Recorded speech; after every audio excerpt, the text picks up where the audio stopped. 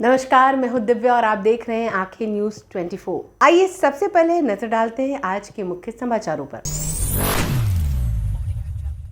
नमस्कार, मैं अमित और आप देख रहे हैं आंखें न्यूज 24। मुख्यमंत्री नीतीश कुमार ने मंगलवार को पटना मेट्रो रेल परियोजना के निर्माण कार्यों की प्रगति का जायजा लिया। बता दें कि इस दौरान मुख्यमंत्री ने बैरिया स्थित पटना मेट्रो टर्मिनल का स्थल निरीक्षण कर मेट्रो रेल के डिब्बे, railway track, yard, power grid आदि का जायजा लिया। बता दें कि निरीक्षण के क्रम में मुख्यमंत्री नीतीश कुमार ने अधिकारियों से पटना मेट्रो रेल के निर्माण कार्यों की प्रगति एवं अद्यतन स्थिति की जानकारी ली। बता दें कि अधिकारियों ने मुख्यमंत्री को बताया कि बैरिया स्थित पटना मेट्रो टर्मिनल परिसर में ही मेट्रो रेल का ठहराव, रखरखाव एवं साफ सफाई भी होगा। यहां बने प्रशासनिक भवन से मेट्रो रेल के सुचारू परिचालन का प्रबंधन कार्य भी किया जाएगा। वहीं इसके पश्चात मुख्यमंत्री नीतीश कुमार ने 0 माइल मेट्रो स्टेशन का भी जायजा लिया और वहां चल रहे निर्माण कार्य की प्रगति एवं वर्तमान स्थिति के अधिकारियों से भी जानकारी ली। वहीं निरीक्षण के दौरान नगर विकास एवं आवास विभाग के सचिव अभय कुमार सिंह ने मेट्रो स्टेशन व स्वचालित सीढ़ी, टिकट काउंटर, यात्री सुविधा, public area, paid area, lift, platform तक जाने का रास्ता एवं अन्य उपलब्ध कराई जाने वाली आवश्यक सुविधाओं से मुख्यमंत्री को भी अवगत कराया। वहीं सीएम ने कहा कि आज पटना मेट्रो रेल परियोजना के निर्माण कार्यों की प्रगति का जायजा लिया। इस दौरान बैरिया स्थित पटना मेट्रो रेल टर्मिनल का स्थल निरीक्षण कर मेट्रो रेल के डिब्बे, railway track, air, power grid आदि का मैंने निरीक्षण किया। इस क्रम में पटना मेट्रो रेल के निर्माण कार्यों की प्रगति एवं अद्यतन स्थिति की भी मैंने जानकारी ली। इसके पश्चात 0 माइल मेट्रो स्टेशन का भी मैंने निरीक्षण किया। वहीं निरीक्षण के दौरान पटना मेट्रो रेल निर्माण कार्य में तेजी लाने का अधिकारियों को भी दिशा निर्देश दिया है। नमस्कार, मैं अमित और आप देख रहे हैं आंखें न्यूज 24। विकासशील इंसान पार्टी के नेता और बिहार के पूर्व मंत्री मुकेश सहनी ने मंगलवार को कहा कि वोटर अधिकार यात्रा को जबरदस्त जन समर्थन मिल रहा है। उन्होंने कहा कि सड़कों पर जिस तरह एसआईआर को लेकर लोगों में आक्रोश दिख रहा है, उससे साफ है कि बिहार में अब लोग वोट चोरों को कड़ा सबक सिखाने की तैयारी में है। तो वहीं वोटर अधिकार यात्रा में शामिल वीआईपी के प्रमुख मुकेश सहनी ने कहा कि भाजपा चुनाव आयोग के साथ मिलकर वोट की चोरी कर संविधान और लोकतंत्र की चोरी करना चाहती है। उन्होंने कहा कि बिहार की जनता किसी हाल में इस चोरी को रोकने के लिए सजग है। इस यात्रा को मिल रहा जन समर्थन और उमड़ रहा लोगों का हुजूम इस बात का प्रमाण है कि आम लोगों का राज बनाने के लिए बिहार के आम लोग सड़कों पर है। उन्होंने जोर देकर कहा कि वोट चोरों को जनता सत्ता में उतार कर रहेगी। बिहार की जनता वोट चोरों को कड़ा सबक सिखाएगी। वीआईपी के संस्थापक मुकेश सहनी ने आगे कहा कि बिहार में पिछले 20 साल से नीतीश कुमार की सरकार है। डबल इंजन की सरकार के दावे भी किए गए, लेकिन यहाँ के हालात बदतर हैं। यहाँ बेरोजगारी है, गरीबी है और बढ़ते कर्ज के संकट के चलते पलायन चरम पर है, लेकिन सरकार को इससे कोई योजना नहीं है। नमस्कार, मैं अमित और आप देख रहे हैं आंखें न्यूज 24। बिहार विधानसभा चुनाव से पहले राज्य सरकार ने नौकरी को लेकर बड़ा कदम उठाया। लगातार चल रही नियुक्ति प्रक्रिया के तहत मंगलवार को मुख्यमंत्री नीतीश कुमार ने मुख्यमंत्री संवाद कक्ष से अनुकंपा के आधार पर माध्यमिक एवं उच्च माध्यमिक विद्यालयों में चयनित अभ्यर्थियों को नियुक्ति पत्र सौंपे। बता दें कि इस अवसर पर कुल 5353 उम्मीदवारों को नई जिम्मेदारी सौंपी गई, जिनमें 4835 विद्यालय लिपिका और 518 विद्यालय परिचारी शामिल है। तो वहीं मुख्यमंत्री नीतीश कुमार ने नियुक्त अभ्यर्थियों को शुभकामनाएं देते हुए अपेक्षा जताई कि सभी ईमानदारी और निष्ठा से कार्य कर बिहार की शिक्षा प्रणाली को नई ऊंचाई देंगे। समाचारों में वक्त हो चला एक छोटे से अंतराल का। पटना में कई वर्षों से शिक्षा में अहम योगदान दे रहा है Gyansthali high school Alamganj Patna city, जहां 10वीं और 12वीं की बोर्ड परीक्षाओं में 100% अंक प्राप्त कर रहे हैं बच्चे। एक ऐसा स्कूल जहां न केवल होती है पढ़ाई, बल्कि साथ ही साथ होती है कल्चरल एक्टिविटी, स्पोर्ट्स एक्टिविटी से जुड़े गेम्स, मैथ ओलंपियाड से लेकर साइंस ओलंपियाड, जहां बच्चों के लिए स्कूल कैंपस अत्याधुनिक सुविधाओं से लैस, छोटे बच्चों के लिए वाहन और ट्रांसपोर्ट की विशेष सुविधा। तो देर किस बात की, आज ही कराएं अपना नामांकन Gyansthali high school Alamganj Patna city में, जहां नामांकन की प्रक्रिया जारी है। संपर्क करें पुलिस चौकी Alamganj main road near Alamganj थाना पटना बिहार 800007। समाचारों में आपका फिर से स्वागत है। नमस्कार, मैं अमित और आप देख रहे हैं आंखें न्यूज 24। जन स्वराज के सूत्रधार प्रशांत किशोर अपनी बिहार बदलाव यात्रा के क्रम में मंगलवार को मधेपुरा के मुरलीगंज में बिहार बदलाव जनसभा करने पहुंचे। बता दें कि पड़वा नवटोला हाई स्कूल मैदान में जनसभा को संबोधित करने के बाद उन्होंने पत्रकारों से भी बातचीत की। वहीं प्रशांत किशोर ने कहा कि बिहार की जनता को अब जन स्वराज के तौर पर एक नया विकल्प मिल गया है। 30 साल तक लालू प्रसाद यादव के डर से भाजपा नीतीश और भाजपा के डर से लालू को वोट देने की मजबूरी से आगे निकलने का रास्ता रास्ता लोगों को दिख गया है। लोग अब जनता का राज चाहते हैं, बच्चों के पढ़ाई और रोजगार चाहते हैं। वहीं प्रशांत किशोर ने लालू प्रसाद यादव के अपने पुराने रंग में आने के सवाल पर तंज कसते हुए कहा कि बिहार की जनता ने उनका सभी तरह का रंग अब देख लिया है। लालू यादव पहले दलितों के नेता थे, जनता ने वो देखा। वो पिछड़ों के नेता रहे, जनता ने वो भी देखा। फिर लालू यादव के नेता बन गए, जनता ने वो भी देखा। अब वो सिर्फ अपने परिवार के और राजद के नेता रह गए हैं। उन्होंने कहा कि जनता पर अब लालू यादव का कोई रंग नहीं चलने वाला। जनता अब सिर्फ चाहती है कि उन्हें शिक्षा मिले, रोजगार मिले और बिहार से पलायन बंद हो। प्रशांत किशोर ने आगे कांग्रेस नेता राहुल गांधी की बिहार में जारी यात्रा को लेकर फिर से तीखा हमला किया है।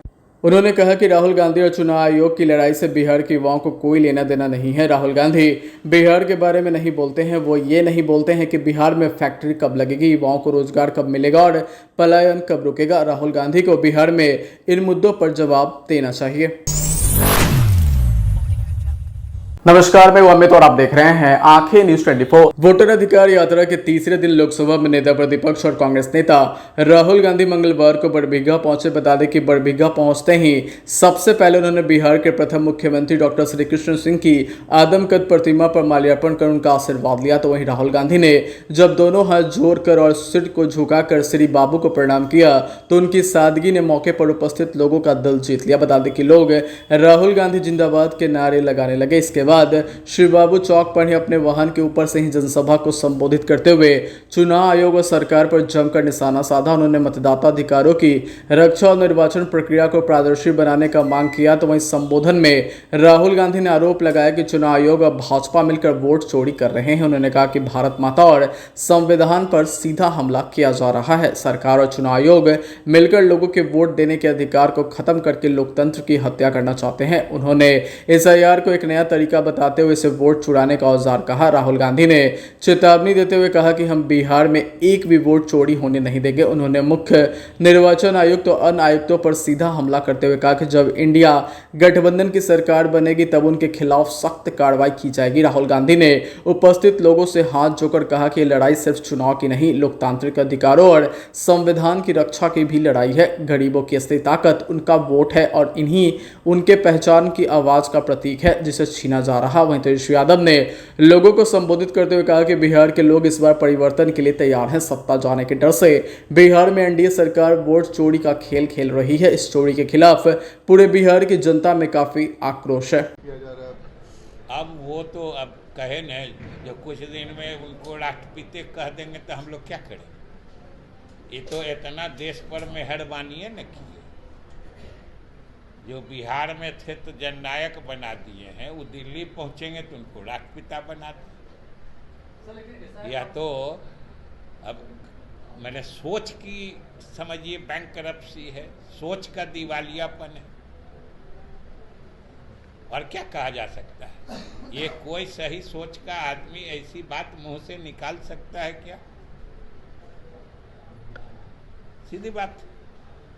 इसलिए ये उनका हमारे सरकार की उपलब्धियां और इस परिप्रेक्ष्य में जनता का जो स्पष्ट रुझान चुनाव से काफ़ी पहले से दिख रहा है, उस परिप्रेक्ष्य में ये विपक्षी दलों के राजनीतिक हताशा का ही परिणाम है कि लक्ष्यहीन दिशाहीन यात्रा पर अभी सड़क पर घूम रहे हैं। कहे ना कोई पूछे तो जो आप क्या चाहते हैं, वो तो कहे कि हम SIR के विरोधी नहीं है, मैंने SIR होने देना चाहते हैं। सुप्रीम कोर्ट ने भी कहा है। और उस दिन की भी याद करिए कि जब ये लोग मैंने खुशी जाहिर कर रहे थे, जैसे सुप्रीम कोर्ट ने इनकी बात सब बात जैसे मान ली। हम उस दिन भी कहे थे जो हमको नहीं समझ में आ रहा है। इन्होंने कहा कि SIR गलत है, सुप्रीम कोर्ट ने कहा SIR बिल्कुल सही है, होना चाहिए। इन्होंने कहा कि समय गलत है, सुप्रीम कोर्ट ने कहा कि नहीं, समय चुनने का अधिकार चुनाव आयोग का है, वो भी सही है। ये लोग कहे कि चुनाव आयोग पक्षपात पूर्ण रवैया अपना रहा है। चुनाव आयोग सुप्रीम कोर्ट ने कहा कि आप अकारण संवैधानिक संस्था को बदनाम नहीं करिए। इससे बड़ी फटकार और क्या होती है? ये तो समझने की बात। लेकिन एक जब जबरदस्ती खुशी का चेहरा बना के कहे, लेकिन फिर सड़क पे पहुंच गए। सर इतने लंबे समय से उनका कहना है कि कई ऐसे लोगों को हमने राहुल गांधी का कहना है कई ऐसे लोगों को हमने सुप्रीम कोर्ट में पेश करवाया था जो जीवित हैं उनका नाम काट दिया गया था। बताइए जो जीवित हैं अगर उनका नाम काट दिया गया है तो ये तो इलेक्शन कमीशन मैंने कितने दिन पहले से कह रहा है कि 1 अगस्त से 1 सितंबर इसी के लिए दिया गया है कि जो जीवित हैं अगर उनका नाम काट दिया गया है या छूट गया है उसका आप दे दीजिए, हम जोड़ देंगे। इतना सीधा निदान क्यों नहीं समझ में आता है? इससे भी सीधा कोई निदान होता है क्या? आधार कार्ड नहीं था तो आधार कार्ड भी लेना है? पहले आधार कार्ड को वैलिड अरे आधार वैलिड क्या है इसके बारे में भी बड़ी स्पष्टता है कि आधार कार्ड या कहीं का निवासी होना ये अलग चीज है, लेकिन सिर्फ कोई आदमी पटना में रहता है इससे पटना का वोटर नहीं होता है। हमारा संविधान कहता है कि वोटर बनने की पहली अर्हता जो होती है, क्वालिफिकेशन, नागरिक होना होता है, सिटीजनशिप है उसका आधार। कानून हमारा संविधान और कानून फर्क करता है किसी व्यक्ति में और किसी नागरिक में। अगर आपने अभी तक हमारे चैनल को सब्सक्राइब नहीं किया है तो हमारे चैनल को जल्द से जल्द सब्सक्राइब करें, लाइक करें और शेयर करें। देश और दुनिया की तमाम खबरों को देखने के लिए लगातार देखते रहें आंखें न्यूज़ 24।